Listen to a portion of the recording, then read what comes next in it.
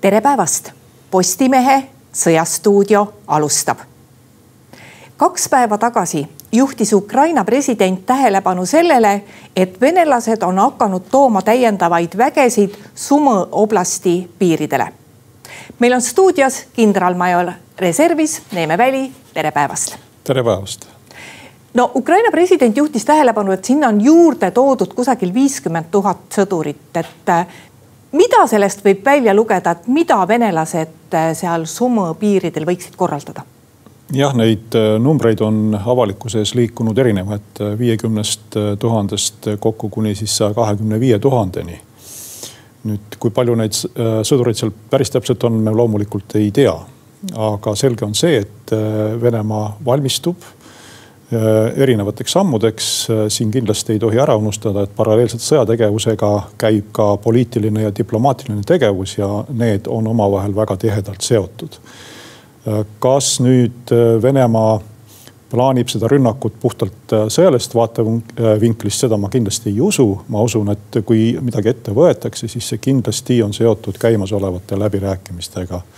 Aga kõige selline levinum põhjendus, millega siis põhjendatakse tegevusi Sumõ ja Harkivi suunal, on niinimetatud puhvertsooni loomine Vene territooriumi kaitseks. Mida see puhvertsooni loomine tegelikkuses tähendab?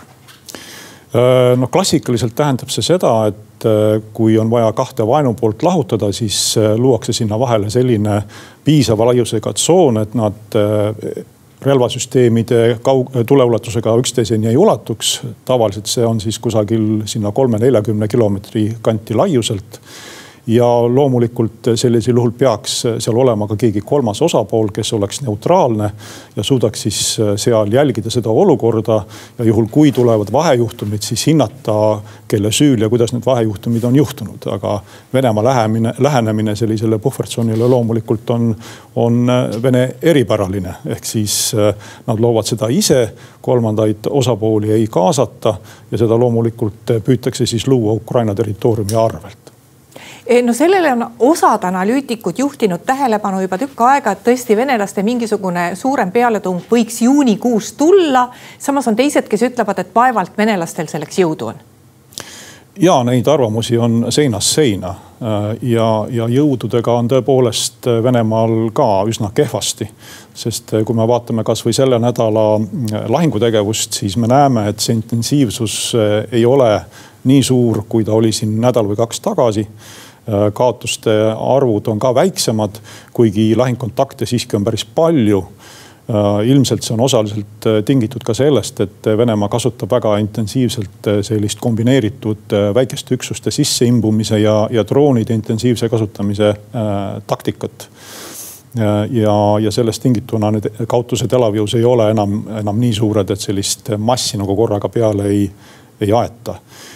Kas nüüd jätkub Venemaal jõudu mingil ajahetkel nagu suuremat rünnakut teha? Ma arvan, et kui ta mõnda aega peab sellist lahingupausi ja seda elavjõudu ja tehnikat kokku korjab, siis ilmselt rünnata siiski suudetakse. Iseasi missuguses mastaabis, aga nagu ma juba ennem ütlesin, minu hinnangul see on mitte niivõrd sõjaline küsimus, kuivõrd poliitiline küsimus. Tegelikult on suutnud ukrainlased droonidega rünnata viimasel ajal päris tublisti Moskvat. Et venelased on küll öelnud, et need tagajärjed, mis seal on olnud, need purustused või ütleme ka need tulekahjud, et need on ainult tänu sellele, et need droonirusud langevad alla. Aga on see ikka nii, et võib-olla ikkagi ukrainlased on suutnud nende droonidega ikkagi millelegi pihta saada? No kindlasti, et see on jah tõepoolest klassikaline Vene põhjendus, et nii-öelda katta oma õhutõrje vajakajäämisi. Et kui kuskil midagi põleb või plahvatab, siis see on tingitud ainult droonirusudest, aga siin ikkagi sotsiaalmeedias Vene inimeste enda poolt filmitud kaadrid tõestavad väga selgelt, et ikka saadakse pihta küll. Ja Ukraina on siiski võtnud eesmärgiks kahjustada Venemaa sellist sõjategevusega seotud infrastruktuuri, mitte nii nagu Venemaa, kes siis purustab valimatult kõike Ukrainas. No tõenäoliselt on võetud see Moskvaga sihikule seetõttu, et esiteks, kui midagi juhtub Moskvas, siis tähelepanu sellele on suurem ja teisalt ma ei tea, kas ukrainlased tahavad näidata, et ka isegi oma pealinna ei suuda Venemaa õhukaitsega piisavalt kaitsta? No pigem ikkagi, kui vaadata, kus suunas Ukraina droonid lendavad, siis Moskva on üks sihtmärkidest, et ikkagi saadakse pihta ka mujal Venemaal ja tunduvalt kaugemates regioonides, kui see on Moskva. Et seal võib olla, et kui rünnatakse Venemaa poolt Kiievit konkreetselt, et siis võib-olla vastatakse millegiga enam-vähem samaväärsega, eks ole, pealinna kontekstis. Aga siiski vahe on ju selles, et ikkagi Venemaa territooriumil saavad reeglina pihta sellised kohad, mis on seotud sõjategevusega või selle toetamisega, kui Venemaa lihtsalt purustab ja tapab tsiviilinimesi. No tuleme nüüd selle vaherahu läbirääkimiste juurde ka. Meil on siis nüüd olemas uus kuupäev. Et see kuupäev on järgmisel esmaspäeval, 2. juunil, kus siis venelased on teinud ettepaneku kohtuda Istanbulis. Me tegelikult ei tea mitte midagi sellest, milliste tingimustega venelased seal välja tulevad. No me natuke ikka teame, et need Lavrovi väljaütlemised siin eelneva paari päeva jooksul ju ka ikkagi indikeerivad ja indikeerivad seda, et ega see laululeht on ikka jätkuvalt see sama. Et midagi ju muutunud ei ole, et kõik need nõudmised ja niinimetatud juurpõhjuste likvideerimine on jätkuvalt laual. Tõsi küll, jah, kui nüüd võrrelda Ukraina ja Venemaa käitumist, siis siin on nagu selge vahe. Et Ukraina vastavalt siis kaitseminister Umerovi teatele andis oma memorandumi Venemaale üle, aga Venemaa seda jätkuvalt teinud ei ole. Ja võib juhtuda nii, et kui nüüd 2. juunil Istanbulis kokku saadakse, siis Venemaa teab, mis Ukraina mõtted on ja kuidas Ukraina näeb selle rahu saavutamist. Aga ukrainlased kuulevad sellest alles Istanbulis ja see on Venemaale väga mugav, sest siis on alati võimalik ukrainlasi süüdistada. Selge on ju see, et seal ei ole ju kohapeal võimalik kõigele sellele vastata ja kui ukrainlased soovivad näiteks aega võtta, et Vene ettepanekutega tutvuda, siis Venemaa automaatselt kindlasti ütleb, et näete, nüüd nemad venitavad läbirääkimistega. No eks see protsess ongi natuke äraspidine, sest tegelikult vaherahu ongi selleks, et käia sellel ajal välja rahulepingu tingimused ja nende üle läbi rääkima hakata. Et tegelikult selliseid tingimuste seadmine vaherahuks on üsna tavatu. Täpselt nii ja minu arvates Euroopa on siin käitunud ikkagi üsna selgrootult. Et kui nüüd minna tagasi selle läbirääkimiste protsessi algusesse, siis see, mida Euroopa liidrid ju ütlesid välja, oli eeltingimusena vaherahu kehtestamine. Täna ei räägi sellest eriti keegi enam, aga juba tuleb läbirääkimiste teine voor. Ja Venemaa on väga edukalt suutnud mängida olukorda nii, et nemad tegelikult on võtnud initsiatiivi. Ja initsiatiiv on tegelikult, ta ei ole päris initsiatiiv, ta on selline libainitsiatiiv, mille eesmärgiks ei ole mitte midagi ära teha, vaid vastupidi, et pikendada seda läbirääkimiste aega. Ja igatepidi seda nagu õõnestada. Ja Euroopa kahjuks ei ole jäänud oma esialgsetele seisukohtadele kindlaks, et ikkagi tuleks venelastel öelda väga selgelt, et esimene samm on tingimusteta vaherahu ja kui see on kehtestatud, siis me alles hakkame vaatama, mis oleksid need võimalikud tingimused läbirääkimiste alustamiseks. No eelmise kohtumisel venelased panid välja suhteliselt madala tasemelise delegatsiooni. Kas me praegu suudame ennustada, et kui nüüd esmaspäeval see kohtumine Istanbulis toimub, et mis tasemel see on? On see näiteks välisministrite tasemel või on see ametnike tasemel? Mina ennustaksin, et see jääb jätkuvalt ametnike tasemele. Et see praegu on Venemaa poolt võetud suund. Ka ei ole näha, et mingisugune läbimurre väga kiiresti toimuks. Ja kui läbimurret ei eeldata, siis on hea, kui kohapeal on sellised väiksemad ametnikud, keda on siis hiljem ka vajadusel võimalik süüdistada. Ja teistpidi ma ka arvan, et Venemaa ei soovigi sellel teisel jätkukohtumisel mingit läbimurret saavutada ja võib arvata, et need nõudmised, mis nad siis seal laua peale panevad, on oma sisult Ukraina kapituleerumine, millega ju ei Ukraina ega ka lääs laiemalt kindlasti nõus olla ei saa. Nii et selles suhtes ma usun, et ta jätkub enam-vähem samas formaadis, nagu see esimene kohtumine oli. No kuna selle kuupäeva käisid välja ikkagi venelased, siis kas me peame arvama, et seal kulisside taga on toimunud näiteks USA poolt mingi selline venelaste survestamine, millest avalikult ei ole teada andnud? Et kas venelased võiksid praegu karta midagi, näiteks sanktsioone? No ma usun, et venelased kindlasti võimalike sanktsioonidega arvestavad. Aga ma ei arva seda, et see 2. juuni kuupäev ja koht oleks nüüd ilmtingimata põhjustatud ameeriklaste survestamisest. Et mida on teada küll, et eile Lavrov ja Marco Rubio rääkisid telefonitsi, et selle kohta on selline krüptiline pressiteade Ameerika Ühendriikide välisministeeriumi kodulehel üleval, mis ei ütle küll tõsi suurt mitte midagi. Aga pigem oli see Venemaa samm selles osas, et Trump ju on olnud kannatamatu. Eile ta ju ütles välja ka seda, et kui siin 1,5 või 2 nädala jooksul midagi ei juhtu, siis vaatame asjad üle. Nii et pigem oli see Venemaa poole selline jällegi omapoolse tingimuse seadmine, sest et lääne pool, kui te mäletate, siis algselt pakkus ju järgmise läbirääkimiste kohana välja Vatikani, millega ka paavst nõus oli. Aga Venemaa jälle siis dikteeris ise järgmise aja, järgmise koha. No Ukraina president on sel nädalal Berliinis. Sealt Berliini kohtumiselt on tulnud juba mõningaid selliseid otsuseid, mis on venelasi siiski pannud avalikult, nii-öelda võib tõlgendada, et muretsema, sest nad on ikkagi avalikult avaldanud selliseid suhteliselt ägedaid reaktsioone. Et mis selle Berliini kohtumisel Ukrainale lubati? No märtsi kommentaarid ju on ka uudistest läbi käinud, et esiteks kindlasti väga oluline muutus, et kõik piirangud lääne relvastuse kasutamiseks Ukraina poolt võetakse maha.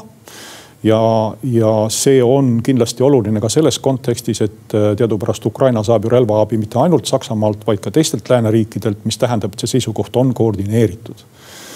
Teiseks ka väga märkimisväärne Saksa lubadus eraldada täiendavalt 5 miljardi eest sõjalist abi, ka väga, ma ütleks, tõsine selline panus Ukraina abistamiseks ja kolmandaks lubadus siis tehnoloogiliselt ja muus osas aidata Ukrainat oma pikamaa relvade arendamisel. Nii et selles kontekstis Venemaal kindlasti on põhjust olla pahane ja mures.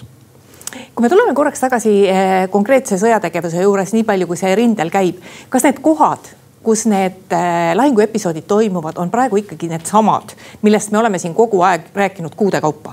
Täpselt nii. Sellise rindejoone kontekstis suuri muutusi toimunud ei ole, et ikkagi põhirõhk, kus Venemaa on kõige aktiivsem, on Donetski oblast. Samad kohanimed, mis meil on kogu aeg siin kordunud, Toretsk, Pokrovsk ja selle ümbrus ja nii edasi. Tõsi, Venemaa on kindlasti selline ründavam ja aktiivsem pool, aga kõik see edenemine, mis on toimunud väga-väga suurte kaotuste hinnaga ja ka statistiliselt, kui me vaatame nüüd hõivatud maa-ala, siis 2 päeva tagasi avaldatud statistika järgi Venemaa on siis aasta algusest tänase päevani suutnud edeneda 14,3 ruutkilomeetrit päevas. Ja kui see sama tempoga edasi läheb, siis kogu Ukraina hõivamiseks läheb ligi 100. Nii et see on ilmselgelt saavutamatu eesmärk. Ja ma usun ka nüüd tulles korraks selle puhvertsooni juurde tagasi, et tundub, et see teadmine, et see kogu Ukraina hõivamine on saavutamatu, on jõudnud ka Venemaa ladvikuni, sest kui sa ei suuda oma eesmärke ellu viia ja konflikt kusagil maal külmub, ainult sellisel juhul on sul ju vaja puhvertsooni. Kui sa oled võidumees, siis sul puhvertsooni vaja ei ole. Nii et tundub, et see nagu on mingi asi, mis hakkab vaikselt ka Venemaal kohale jõudma. Me rääkisime sellest, et ukrainlased on droonidega päris aktiivselt rünnanud Moskvat. No, me ei saa kõrvale jätta ka seda, et tegelikult on Ukrainat tabanud ka viimasel ajal väga-väga suured õhurünnakud. Me ei ole rääkinud nende kaitsmise puhul väga palju rahast. Aga kuna president Zelenskõi tõi korraks sellel nädalal selle raha teema ka öeldes, et ühel kohtumisel, et kui meil on palju raha, küll me siis venelastele alles näitame. kui kulukas on rahalises mõttes sellise suurte õhurünnakute tagasitõrjumine Ukraina jaoks? See on väga kulukas. See on väga kulukas, sellepärast et jah, tõesti siin paar päeva tagasi oli üks mahukamaid õhurünnakute päevi Ukraina suunas Venemaa poolt.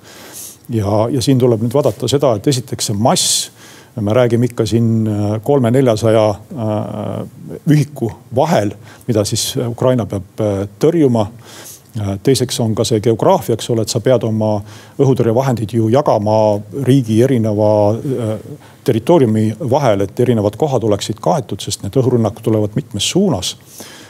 Kolmandaks, need Venemaa poolt kasutavad lõhkekehad on ju ka erinevad ja sul on vaja erinevaid relvasüsteeme selleks, et seda tõrjuda, sest ütleme nii, et kui sellist madalalt ja aeglaselt lendavat šaheedi on suhteliselt lihtne pihta saada kas või suurekaliibrilise kuulipildujaga, mis ei ole eriti kallis vahend, siis kui me räägime siin Iskander rakettidest näiteks, mille tõrjumiseks on vaja juba patriotilaadsed või muid selliseid õhutõrje raketisüsteeme ja rakett on väga kallis asi, sõltuvalt siis jälle tema margist ja suurusest. Ja kui sa pead ikkagi ühe ööga välja laskma mingi 100 raketti, siis see on väga-väga kallis. Mis sa prognoosid?